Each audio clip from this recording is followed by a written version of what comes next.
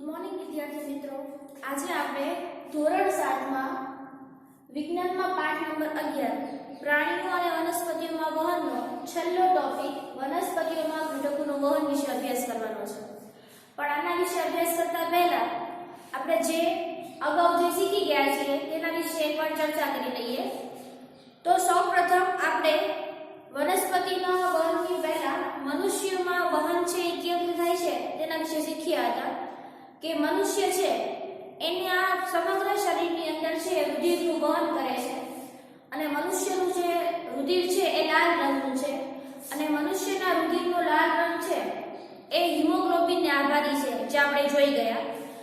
અને ત્યાર પછી આપણે એ જોયું હતું કે રુધિર છે એની અંદર કઈ કઈ વસ્તુઓ આવેલી છે એટલે કે કયા કયા ઘટકો આવેલા છે, જેમાં રુધિરની અંદર રક્તકણ, શ્વેતકણ અને ત્રાકકણોની આપણે વાત કરી હતી કે રક્તકણ છે એની અંદર આપણે વાત કરી હતી કે ત્રાકકણો છે એ આપણા શરીરના સૈનિકો કહેવામાં આવે છે।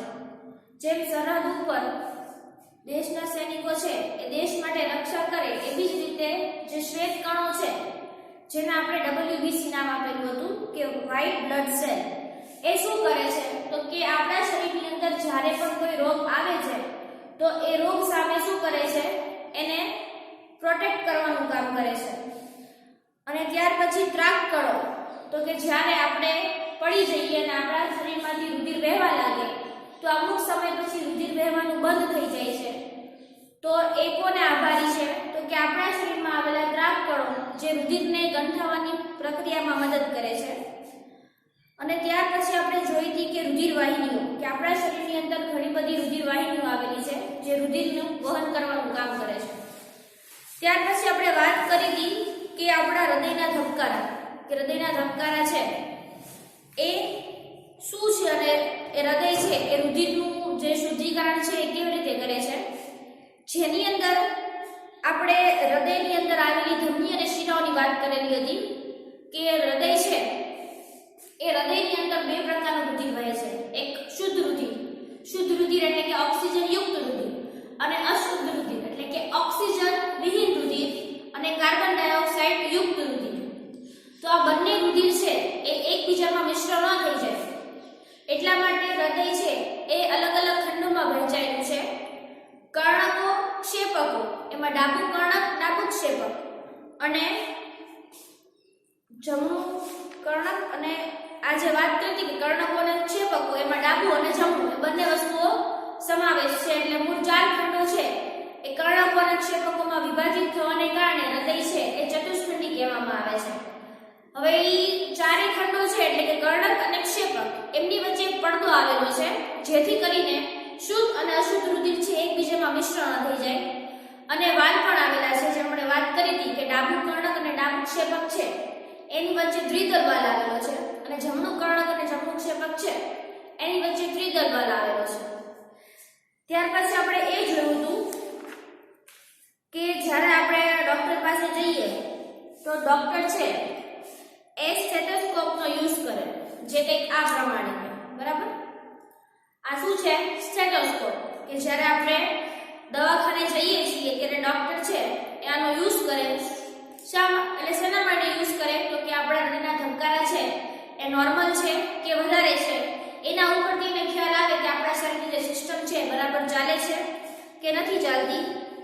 હવે એની અંદર આપણે જોયું હતું કે એક ચેસ્ટ પીસ હતું અને 2 ઇયર પીસ, એટલે આ જે છે ને એ 2 ઇયર પીસ છે જે કાન આગળ લગાડવાના હોય છે એટલે આ બે શું થયા ઇયર પીસ અને આ જે છે એને ચેસ્ટ પીસ કહેવામાં આવે જે છાતી ઉપર એટલે કે આપણો જે હૃદયનો ભાગ છે, હૃદય ક્યાં આવેલું છે તો આપણે પહેલા જ વાત કરેલી હતી કે હૃદય છે એ છાતીના પૂરણમાં સહેજ ડાબી બાજુ આવેલી છે એટલે ડોક્ટર અહીંયા મૂકે કેમ કે આપણું હૃદય છે અહીંયા આવેલું છે અને પછી એ હૃદયના ધબકારા આની અંદર ઈઝીલી આપણે સાંભળી શકીએ છીએ।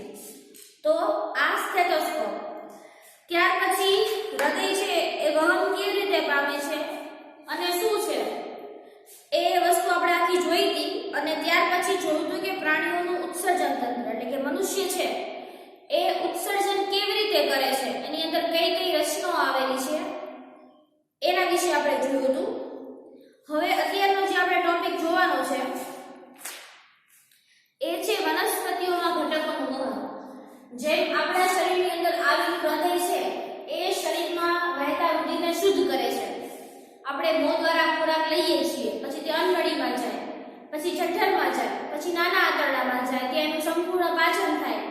પછી વધેલો જે કંઈ ખોરાક છે તે મોટા આંતરડામાં જાય, ત્યાં પાણી વગેરેનું શોષણ થાય છે. એમ આખી બધી પ્રોસેસ છે એના માટે ઘણા બધા અંગો છે એ જોડાયેલા છે. એવી જ રીતે વનસ્પતિની અંદર પણ જે પાણી અને ખનિજ ક્ષારનું જે વહન છે એ અલગ અલગ અંગો દ્વારા થાય છે. એના શરીર નહીં પણ એના જે આખું જે થડ આગળનો જે ભાગ છે કે આખું વનસ્પતિનું જે તંત્ર છે એની અંદર પણ અલગ અલગ ઘટકો આવેલા છે. તો આપણે એના વિશે અભ્યાસ કરીએ. વનસ્પતિ જમીનમાંથી પાણી અને ખનિજ તત્વોનું શોષણ કરે છે અને પર્ણો સુધી પહોંચાડે છે. પ્રકાશ સંશ્લેષણ દ્વારા પર્ણો કાર્બન ડાયોક્સાઇડ અને પાણીનો ઉપયોગ કરીને ખોરાક બનાવે છે. ખોરાક એ ઉર્જાનો સ્ત્રોત છે અને દરેક કોષ ગ્લુકોઝના તૂટવાથી ઉર્જા પ્રાપ્ત કરે છે. કોષો આ ઉર્જાનો ઉપયોગ જૈવિક ક્રિયાઓ માટે કરે છે અને આથી સજીવના દરેક કોષ પાસે ખોરાકનો જથ્થો પ્રાપ્ત હોવો જોઈએ. તમે ક્યારે વિચાર્યું છે કે પાણી અને ખનિજ તત્વો જમીનમાંથી મૂળ દ્વારા શોષાઈ પર્ણો સુધી કેવી રીતે પહોંચે છે અને પર્ણ દ્વારા બનાવેલ આ જે ખોરાક છે એ વનસ્પતિના જુદા જુદા ભાગો દ્વારા જુદા જુદા ભાગો છે એ કેવી રીતે પહોંચાડે છે?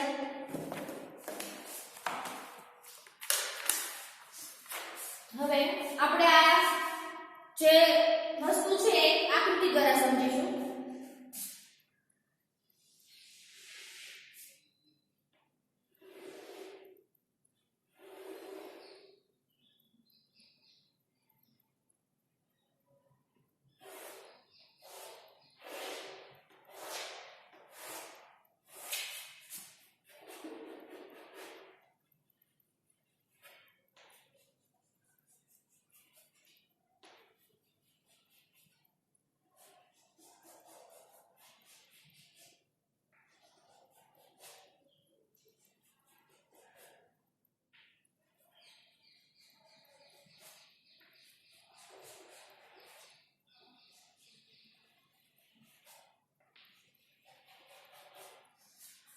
આ કોઈ એક વનસ્પતિ છે એવું ધારી લો. હવે આ ભૂમિગત ભાગ બરાબર, જેની અંદર પાણી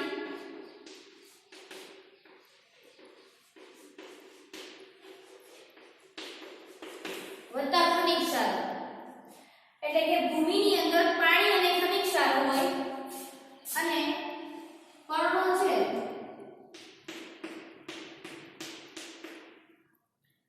એ કાર્બન ડાયોક્સાઇડ અને પાણી સૂર્યપ્રકાશની હાજરીમાં જે પ્રકાશ સંશ્લેષણની પ્રક્રિયા થાય છે એ પ્રકાશ સંશ્લેષણની પ્રક્રિયા દરમિયાન શું કરે છે? વનસ્પતિ છે એ પોતાનો ખોરાક તૈયાર કરે છે.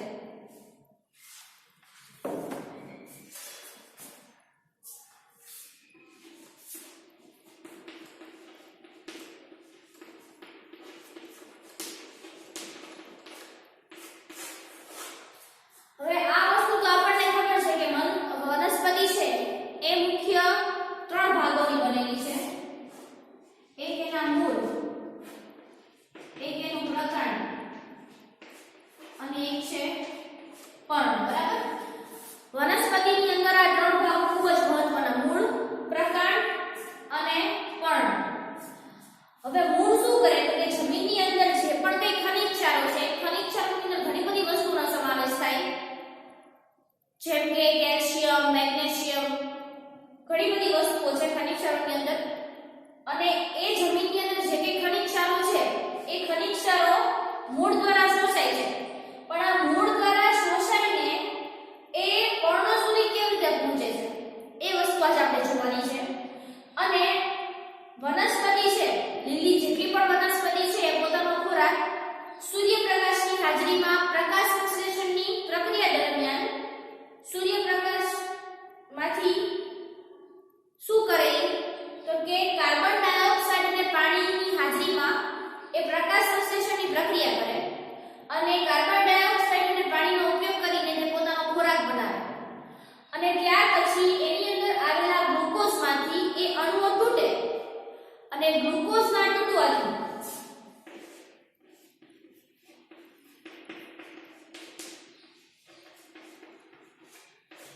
એટલે આ ગ્લુકોઝના અણુઓ તૂટે એટલે એની અંદરથી ઊર્જા મુક્ત થાય, બરાબર, એટલે કે આપણને શક્તિ મળે અને એ શક્તિ શું કરે કે વનસ્પતિના અન્ય ભાગો એટલે કે પર્ણ સિવાયના મૂળ સુધી કેવી રીતે પહોંચાડે છે, એટલે મૂળ દ્વારા શોષાયેલું પાણી અને ખનિજ ક્ષાર અને વનસ્પતિ દ્વારા તૈયાર કરેલું જે કે પણ ખોરાક છે એ વનસ્પતિ તેના અન્ય ભાગો સુધી કેવી રીતે પહોંચાડે છે તે આપણે જોવાનું છે.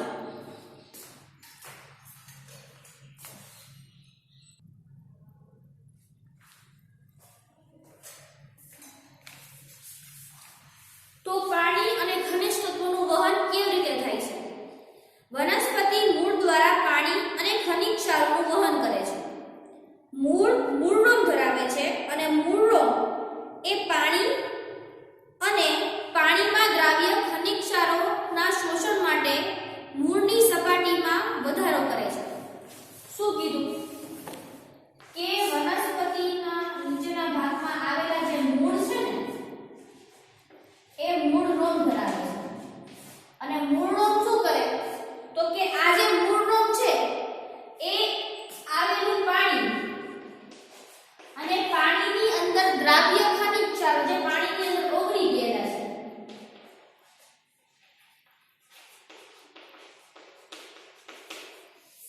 છે એટલે આ જે વનસ્પતિના મૂળમાં આવેલા મૂળરોમ એ પાણી અને પાણીમાં દ્રાવ્ય ખનિજ ક્ષારો માટે શું કરે, મૂળરોમ છે એ મૂળની શોષણ સપાટી વધારે, જેથી કરીને મૂળ છે વધારે પ્રમાણમાં પાણી અને ખનિજ ક્ષારોનું શોષણ કરી શકે. એટલે મૂળ છે એ પાણી અને ખનિજ ક્ષારોનું શોષણ કરવા માટે મૂળની સપાટીમાં વધારો કરે છે. જમીનના કણો વચ્ચે રહેલું પાણી એ મૂળરોમના સંપર્કમાં હોય છે. શું તમે અનુમાન બાંધી શકો છો કે મૂળ દ્વારા પાણી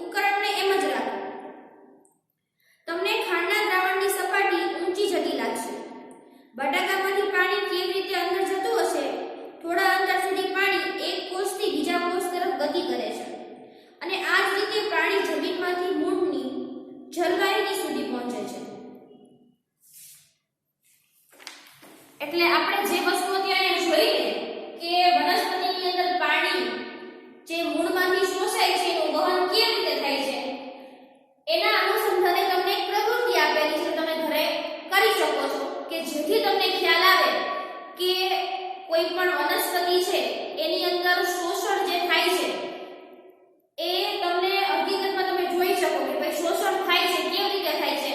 તો જે આપણે એ સમજ્યા કે આ રીતે શોષણ થાય છે, પણ એ શોષણ થાય છે કે નહીં એ તમારે જોવું હોય તો તમે આ પ્રવૃત્તિ ઘરે કરી શકો છો કે બટાકું લેવાનું અને પછી એને એક એરો મારી દેવાનો અને પછી જોવાનું કે એની સપાટી છે તમે જ્યારે ખાંડના દ્રાવણમાં મૂકો તો તમારે ખાંડના દ્રાવણમાં ન મૂકવું હોય તો તમારે કોઈ એની અંદર બ્લુ શાહી જેવી કોઈ વસ્તુ નાખી દેવાની કલરની કે જેથી જ્યારે એ ખાંડનું દ્રાવણ બટેકા અંદર સુધી પહોંચે અને ઉપર જાય તો તમે તેને જોઈ શકો.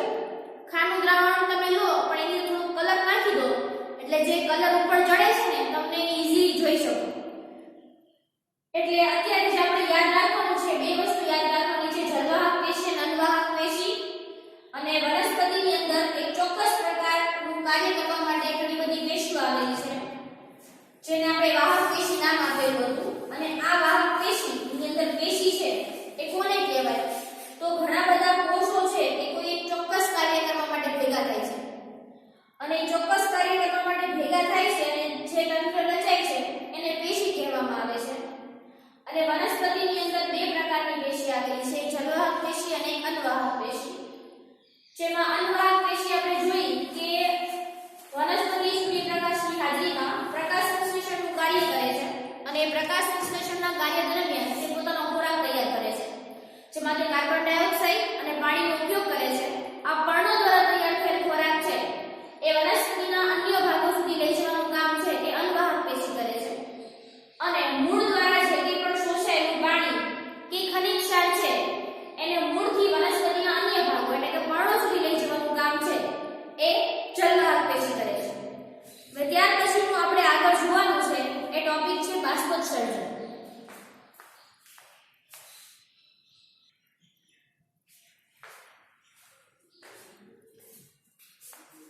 બાષ્પોત્સર્જન વનસ્પતિ બાષ્પોત્સર્જનની ક્રિયા દ્વારા પુષ્કળ પ્રમાણમાં પાણી મુક્ત કરે છે. આપણે નોર્મલી બાષ્પોત્સર્જન દ્વારા શું થાય છે અને બાષ્પોત્સર્જન એટલે શું એ વિશે જાણીએ છીએ કે બાષ્પોત્સર્જન દ્વારા શું થાય છે, સમુદ્રનું પાણી છે એ શું થાય છે એના વાદળા બંધાય છે અને વરસાદ આવે છે એનું કારણ આપણે અગાઉના ધોરણમાં શીખી ગયા છે કે બાષ્પોત્સર્જન શું છે.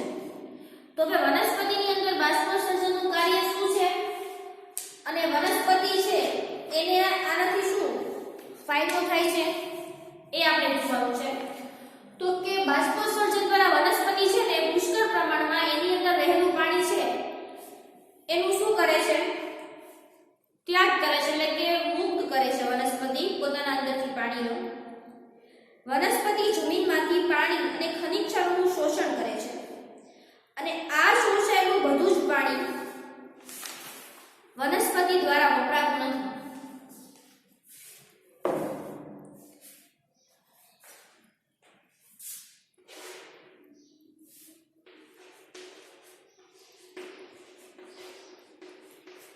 શું કહે છે કે વનસ્પતિ છે એ વનસ્પતિ પાણી અને ખનિજ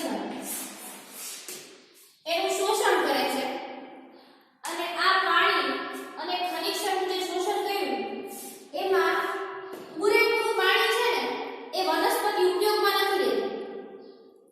એટલે આ પાણી છે ને એનો તે ત્યાગ કરે છે એટલે મુક્ત કરે છે અને એ કોના દ્વારા થાય છે તો કે બાષ્પોત્સર્જનની ક્રિયા દ્વારા. બાષ્પોત્સર્જનની ક્રિયા દ્વારા પર્ણમાં આવેલ પર્ણરંધ્ર દ્વારા પાણી બાષ્પ સ્વરૂપે બહાર નીકળે છે.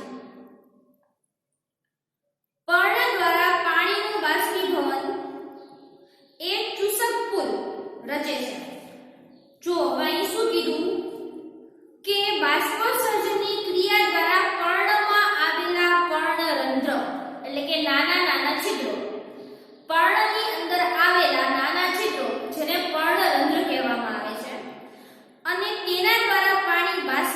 સ્વરૂપે બહાર નીકળે છે.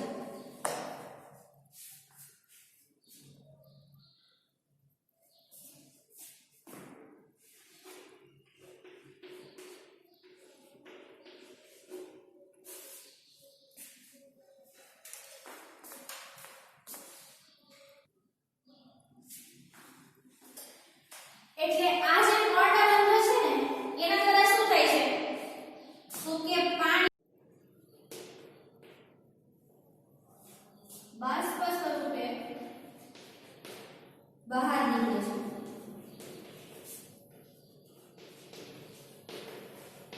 એટલે પર્ણરંધ્ર દ્વારા જે કે પણ પાણી છે એનું શું થઈ જાય છે બાષ્પ બની જાય છે અને પછી ત્યાંથી તે બહાર નીકળે છે. ત્યાર પછી આપણને શું કીધું કે પર્ણ દ્વારા પાણીનું બાષ્પીભવન એટલે કે પર્ણ દ્વારા જે પાણી જે બહાર નીકળે છે એનું બાષ્પીભવન થાય છે એ ચૂસક પુલ કાઉન્સમાં તમને આપ્યું છે બક નળી એટલે એક પ્રકારનો એક પુલ રચે છે નળી ટાઈપનું એ ચૂસક પુલ રચે છે. એટલે ચૂસક પુલ કોણ રચે છે તો કે પર્ણ દ્વારા જે આ પાણીનું બાષ્પીભવન થયું એટલે પર્ણમાં આવેલા પર્ણરંધ્રો છે એ પાણીનું બાષ્પીભવન કરે છે અને આ બાષ્પીભવનના કારણે એની અંદર એક ચૂસક પુલ રચાય છે જે પાણીને ખૂબ જ ઊંચાઈ સુધી ઊંચા વૃક્ષોમાં પહોંચાડે છે અને બાષ્પોત્સર્જનથી વનસ્પતિ ઠંડક પણ પ્રાપ્ત કરે છે. તો આ જે બાષ્પોત્સર્જન જે થયું એ ઘણી વનસ્પતિ છે એ શું હોય ઘણી ઊંચી હોય તો આ ચૂસક પુલ દ્વારા શું થાય છે વનસ્પતિના ઊંચા ભાગો એટલે કે ખૂબ ઊંચી વનસ્પતિ હોય એની અંદર સરળતાથી પાણી છે એ ઊંચે સુધી લઈ જઈ શકાય છે એટલે કે ચૂસક પુલ.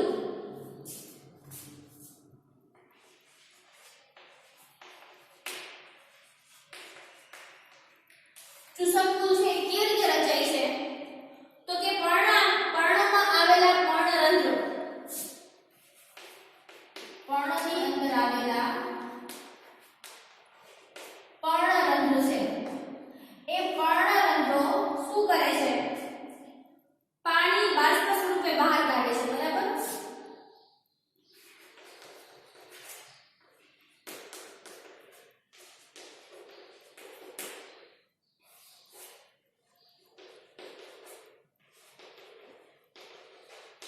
એટલે પર્ણમાં આવેલા પર્ણરંધ્રો એ પાણી બાષ્પ સ્વરૂપે બહાર કાઢે છે અને જ્યારે એ બાષ્પ સ્વરૂપે પાણી બહાર કાઢે છે ત્યારે તેની અંદર એક પુલ રચાય છે જેને ચૂસક પુલ કહેવામાં આવે છે.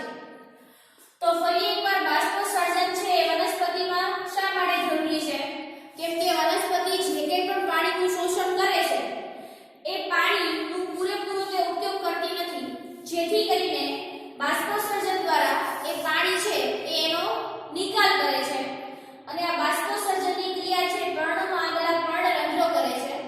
જે પર્ણરંધ્રો છે એ પાણીને બાષ્પ સ્વરૂપમાંથી બહાર કાઢે છે અને તે દરમિયાન છે એક ચૂસક પુલ રચાય છે. તો હવે અત્યાર સુધી આપણે જે કંઈ ટોપિક શીખ્યા અન્નળી જલવાહક પેશી એટલે કે અન્નવાહક પેશી અને જલવાહક પેશી જે મનુષ્યની અંદર અન્નળી દ્વારા ખોરાક શરીરમાં અંદર પહોંચે છે એ રીતે વનસ્પતિની અંદર જલવાહક પેશી દ્વારા પર્ણ દ્વારા તૈયાર થયેલ જે કંઈ પણ ખોરાક છે એ બાકીના ભાગો સુધી જાય છે. તો આ બધી જે કે આપણે ટોપિક શીખ્યા એના આધારે અહીં 3 પ્રશ્નો મેં કાઢેલા છે જે તમારે તમારી નોટબુકની અંદર લખવાના છે. તો આપણે એક એક પ્રશ્નની ચર્ચા કરી લઈએ. સૌથી પહેલો પ્રશ્ન વનસ્પતિમાં ઘટકોનું વહન કેવી રીતે થાય છે તે સમજાવો. એટલે વનસ્પતિની અંદર આવેલા ઘટકો જેવા કે પાણી ખનિજ ક્ષારો અને પર્ણ દ્વારા તૈયાર થયેલ ગ્લુકોઝ એટલે કે જે કંઈ ખોરાક છે એ વનસ્પતિના વિવિધ ભાગોની અંદર કેવી રીતે પહોંચે છે તે તમારે પૂરું વર્ણન કરવાનું છે. ત્યાર પછી બીજો પ્રશ્ન પર્ણરંધ્ર એટલે શું અને પર્ણરંધ્રના 2 કાર્યો જણાવો. તો પર્ણરંધ્ર છે એ શું છે તો કે વનસ્પતિના પર્ણ ભાગમાં આવેલ નાના નાના છિદ્રો અને તેનું કામ શું છે તો બાષ્પોત્સર્જનની ક્રિયામાં એક તો એ બાષ્પને શું કરે પાણીને બાષ્પ સ્વરૂપે બહાર કાઢે અને ચૂસક પુલનું નિર્માણ કરે છે. જેથી કરીને શું થાય છે તો કે વનસ્પતિના જે કંઈ ઘણી વનસ્પતિ ઊંચી હોય તો તેમાં સરળતાથી બાષ્પસર્જનની ક્રિયા થાય છે. ત્રીજો પ્રશ્ન, વનસ્પતિમાં પાણી કઈ પેશી દ્વારા વહન પામે છે? તો જેમ આપણે જોયું કે જળવાહક પેશી દ્વારા છે પાણીનું વહન થાય છે. તો આ ત્રણે ત્રણ પ્રશ્ન છે એ વ્યવસ્થિત રીતે તમારી નોટબુકમાં લખી નાખજો.